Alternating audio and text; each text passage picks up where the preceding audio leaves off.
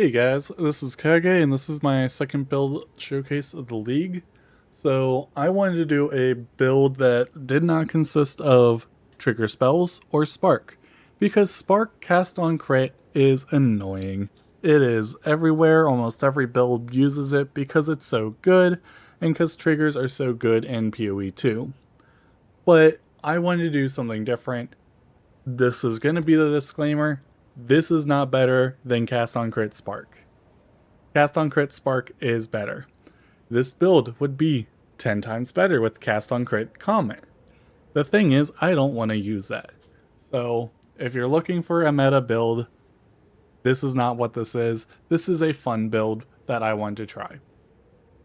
I originally tried this on Chronomancer because of the new now and again for Cascade repeating and the phased form, but I wasn't really meshing with it. I took a break from the character concept, went back to my totem for a bit, and then I saw Mathol do it on Adziri's Rule, and I thought, you know what would be fun? What if I tried doing it as a Blood Mage instead of Stormweaver? So that's what I did. I did eventually swap off Adziri's Rule for a rare staff because I hit this one, which is pretty insane. But the goal of this character is I just want to cast Frostbolt. I don't care about manually casting a spell every now and then. That's what I have Frostwall for. So I can cast that for a quick burst on very tanky rares and bosses. But I don't want to cast on crit setup. I also am not using Archmage currently because I did not get the Against the Darkness I needed. And I wanted to just get this showcase done because we are nearing the end of the Path of Exile 2 League, with PoE 1 ramping up shortly. So for this, I am doing a Frostbolt mainly with Trickster's Shard, so that you get these clones that all then cast Frostbolt, and you just create a nice little bullet hell for your enemies. It has good clear, and it is really good in that department. And I am going to just show you here a quick map while I blab on about the build. So I am technically using a trigger with explosive remnants, but that's because I'm invested so heavily into remnants, and it's a fun little thing that I could add. So yes, this technically is not a trigger build, but that would stand true with using a Trickster Shard because that is also counted as a trigger.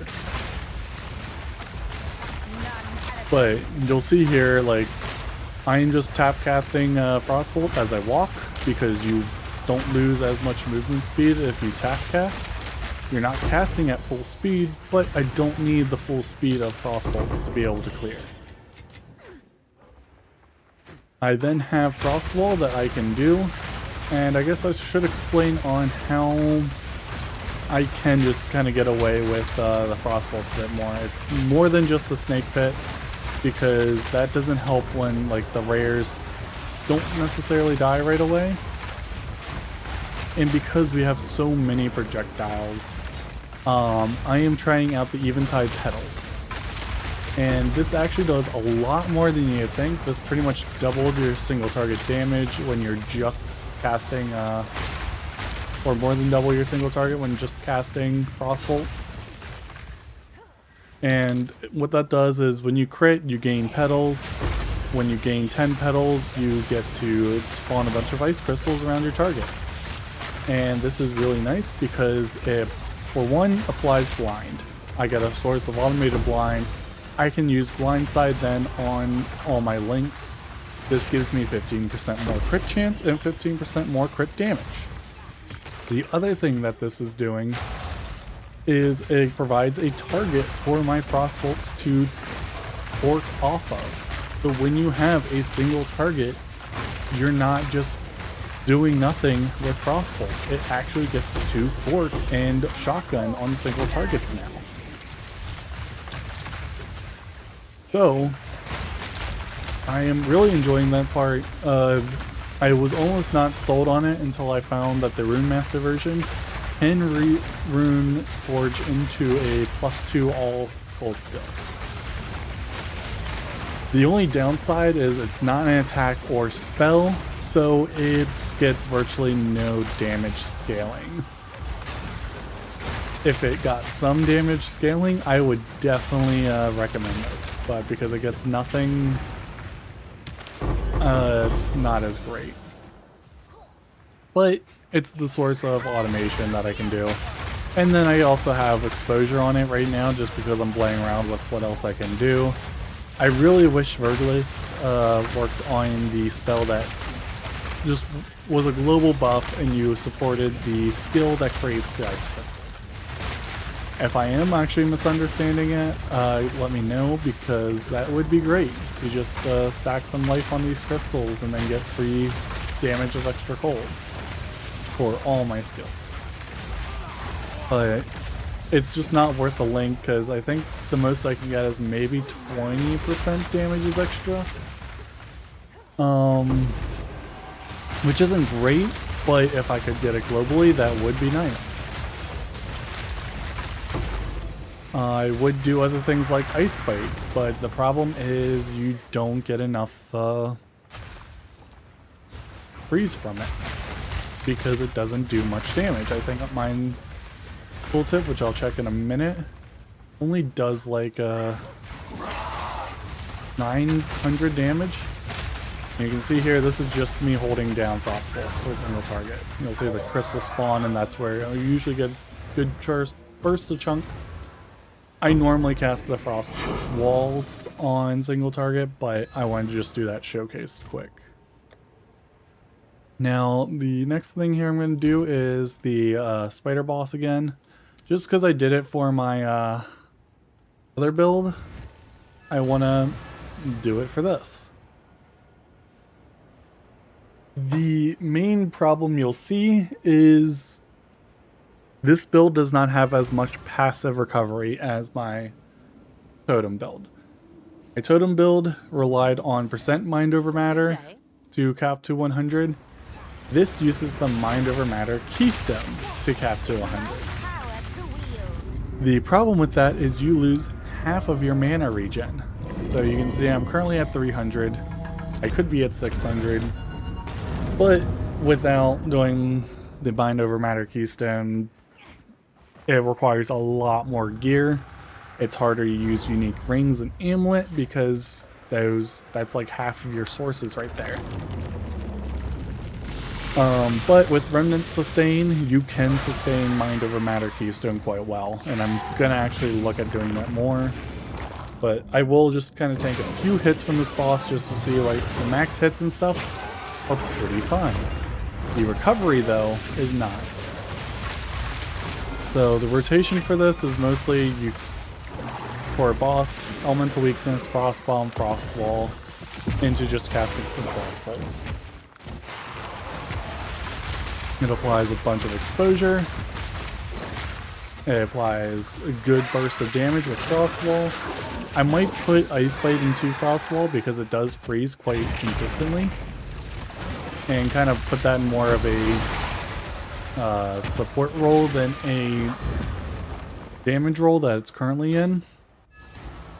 But as you can see, build is pretty good. Now just to talk a bit more about like the gearing and stuff. So one of the reasons why I took off at Zeri's roll, you can use it, but you want a lot of cooldown recovery, so you want cooldown boots. And I just happened to just roll this randomly one day, and I'm like, you know what? Let me use that. The process for this is simple. You get a +7 staff fractured. You roll 60% spell damage as extra cold. Then you, using Dextral Essences, you put on your all spell. You do a Kurgle Desecrate to get the spell damage per mana. And then you want to slam a suffix. If you like it, slam another one, and then Dextral for a fit, or do the Transcendent for a 50-50. If you don't like it, do the Dextral Essence with this Transcendent, I believe, to wipe it, and then slam again. I happen to get mana regen. Ideally, you want crit chance just to get more, because this is mostly a budget way to do Wrathpith, because it gets you that Wrathpith scaling. without having to actually get a mana Rapith. But you lose out on a bunch of crit. So that is the main thing there. Snake Pit is what you need for Frostbolt to A, not pierce, so it can explode on a target, and Orc for extra clear. I have a Dream Fragments here. This is really just for the cannot be chilled or frozen. Those remnants that make you reflect chill onto yourself, I just fucking hate. And not getting frozen is fine. This also just gives me a bit more mana for mana scaling and mana regen rate. Otherwise, I'd use a Mnemonic Ring with probably +1 on it. Eventides, like I said, you want to get the +2 all cold skill Rune Master version. And then I just divined it up to 50% crit. The chest piece is a soul chest piece with high ES and then max mana. I got double resist and then put on crit damage because I could. Gloves, the main thing here is you want as much ES as you can. You want a Rune Forge for the Runic Ward for explosive transmutation. And then you want 60% increased augment effect with life cost efficiency. Boots, just get what you can. I put 15 spirit on here because I could.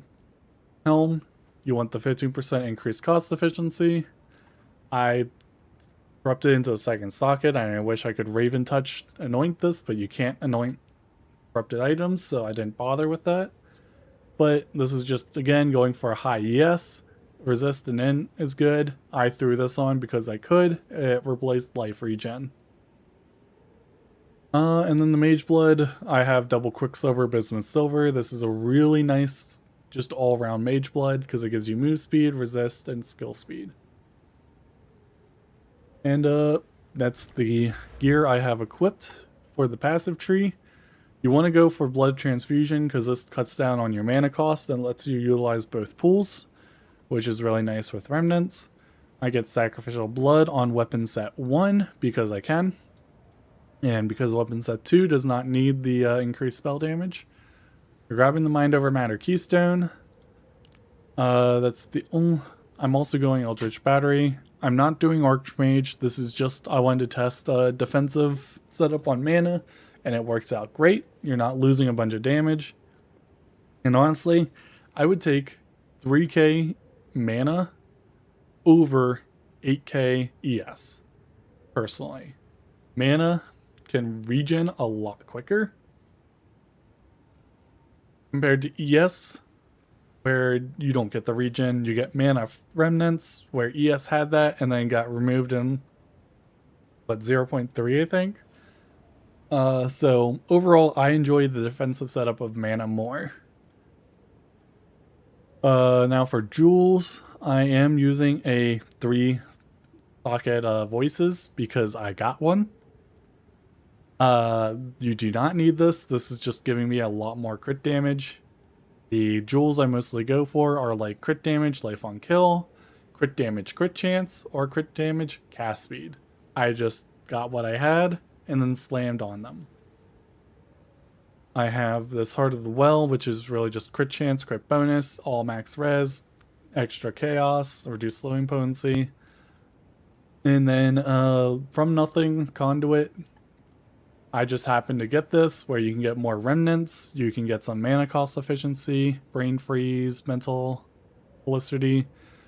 And then I have a time lost here with crit damage, cast speed. And if you have a time lost here, you want to grab turn back the clock, or turn the clock back. If you don't have it, don't take this because you're just killing your proj speed a little bit. And aside from grabbing the crit nodes, that's really it for the tree. For here, I'm grabbing the Spell Leech because I can. I don't feel like that's doing much, especially with how good life remnants are now. You could take Gore Spike, but at 2k life, that's only 50% or 40% crit bonus, I think, which isn't really great. There's also going for Sanguine Tides to get a bit of percent fizz, which is helpful because you don't use Archmage, so damage is extra is always good. You could go for Whispers of Flesh just for flat 15% boost to your single target. Blood Barb's probably not worth it, but Vitality Siphon as well. Crimson Power is nice, even though we're not scaling our life much. It just gives you a nice life pool, even though we're not passively. We're not really scaling our life pool that much. Weapon set 2 is just Curse Effect and Exposure Effect to do a Resist Shred. That's really it for the build. Like I said, these are showcase, not a build guide. Feel free to do a rendition of your own. I think this would be really good on a Gemling because Frostbolt gets more projectile speed on Gemling. The problem with that is I don't have split personality for Gemling. I got a 3-socket voices. I have not dropped a single split personality. So, yeah, because of that, I'm not doing Gemling. I did Blood Mage. So that's all I got. I'm still hunting for my fork. I am currently 47 Utrids defeated. That is not counting the like 45 Utrids I did before that I started tracking that. And then I forgot to add it to this character, which is probably like another 2 to 3 Utrids. So I'm around 90 to 100 Utrids and no mana rune. So I'm hoping to get the fork before the league ends, but if I don't, sucks to be me. Anyways, see you guys next time.